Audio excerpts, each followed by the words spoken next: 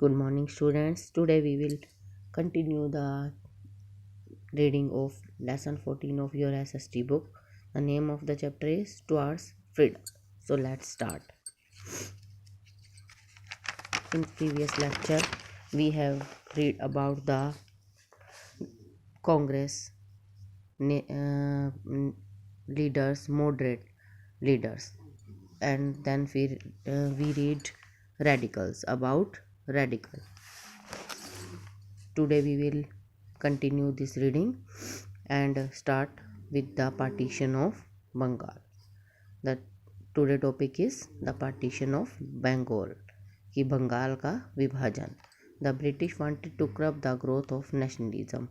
जो ब्रिटिश थे वो राष्ट्रीयता की, जो लोगों में राष्ट्रीयता की भावना उत्पन्न हो रही थी उसको दबाना चाहते थे. For the same reason they adopted a policy to divide and rule. इसीलिए उन्होंने एक ऐसी नीति अपनाई जिसका नाम था डिवाइड एंड रूल, अर्थात फूट डालो और राज करो.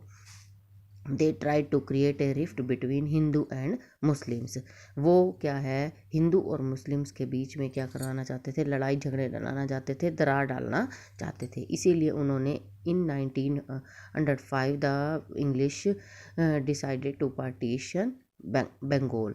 इसीलिए उन्होंने 1905 में क्या कर दिया, बंगाल का विभाजन कर दिया. One part was to have largely Hindus while the other part was have to the Muslims in majority. कि पहला पार्ट जो था, एक पार्ट में क्या थे, हिंदू लोग ज़्यादा थे और दूसरे पार्ट में क्या थे, मुस्लिम लोगों की संख्या ज़्यादा थी. The mass boycott continued till the British was forced to call off the partition of Bengal in 1911. The mass boycott मतलब इसका बहुत ज़्यादा विरोध किया गया और ब्रिटिश को फोर्स किया गया कि वो इसको विभाजन को रद्द कर दे 1911 तक. The Congress launched the swadeshi movement. Congress ने क्या लॉन्च किया, स्वदेशी मूवमेंट चलाया. The purpose was to boycott the British goods. इसका पर्पस क्या था, स्वदेशी मतलब अपने देश की चीज़ें यूज़ करना, और जो ब्रिटिश की, जो अंग्रेज़ों द्वारा बनाई गई चीज़ें हैं उनका क्या है, बायकॉट करना. The British realise that they could not get their hand burns and gave up the idea of partition. British ने यह महसूस कर लिया कि इससे वो अपने हाथ जला लेंगे. इसीलिए उन्होंने जो बंगाल के विभाजन के जो आइडिया को वो है रद्द कर दिया, छोड़ दिया. They reunited the two parts in 1911. और उन्होंने जो बंगाल का विभाजन किया था उसको दोबारा से जोड़ दिया 1911 में. स्वदेशी movement. To protest against the partition of Bengal, the people of India decided to boycott British goods.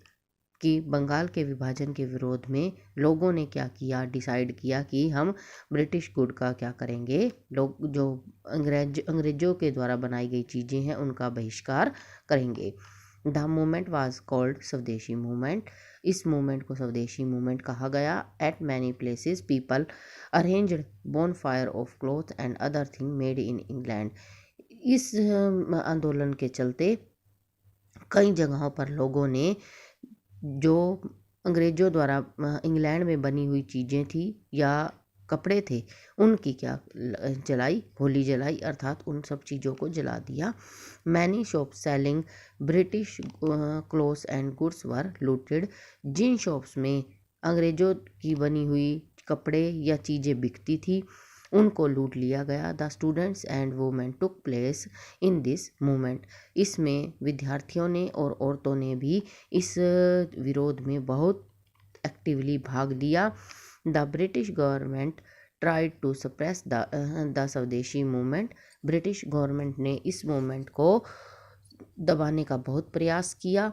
Despise all harsh measures the government could not suppress this movement in 1911.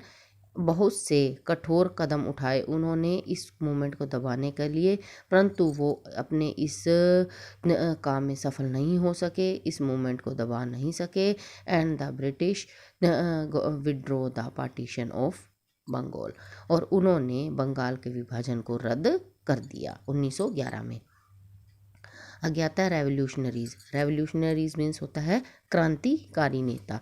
The movement against the partition of the Bengal led to the split in the Congress. इसमें क्या होता है कि जब ये movement partition of Bengal के विरोध में जो मूवमेंट चला था, उसने कांग्रेस में भी क्या डाल दिया, कांग्रेस को विभाजित कर दिया।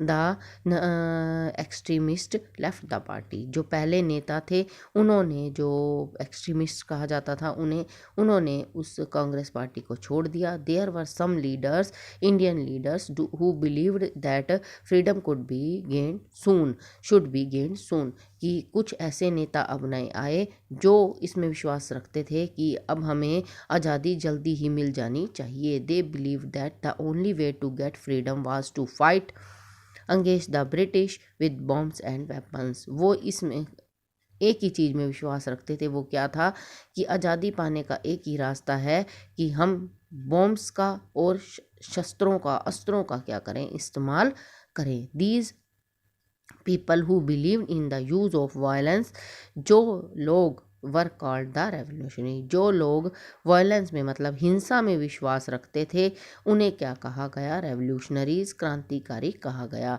Khudiram Bose, a young boy of 15 was well known revolutionary.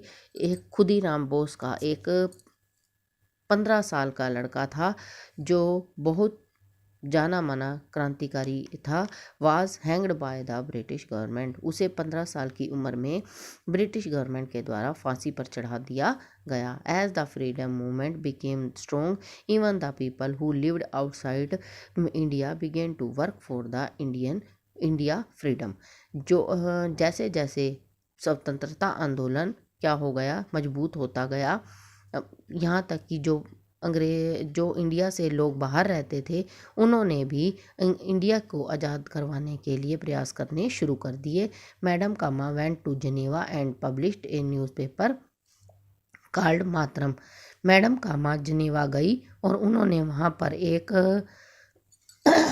Vande Mataram नाम का एक न्यूज़पेपर पब्लिश किया। Narendra Nath Chattopadhyay formed an association in Berlin for freeing India. Narendra Nath Chattopadhyay ने बर्लिन में जाकर एक एसोसिएशन सभा का निर्माण किया फॉर फ्रीइंग इंडिया। किसके लिए, इंडिया को आज़ाद कराने के लिए। The Ghadar party was formed by the Indian. Ghadar party Indian के द्वारा बनाई गई।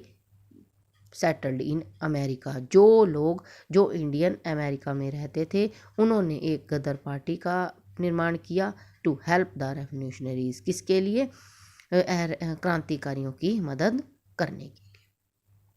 सो स्टूडेंट्स, आपको ये, आई होप आपको ये लेसन अच्छी तरह से समझ आ गया होगा।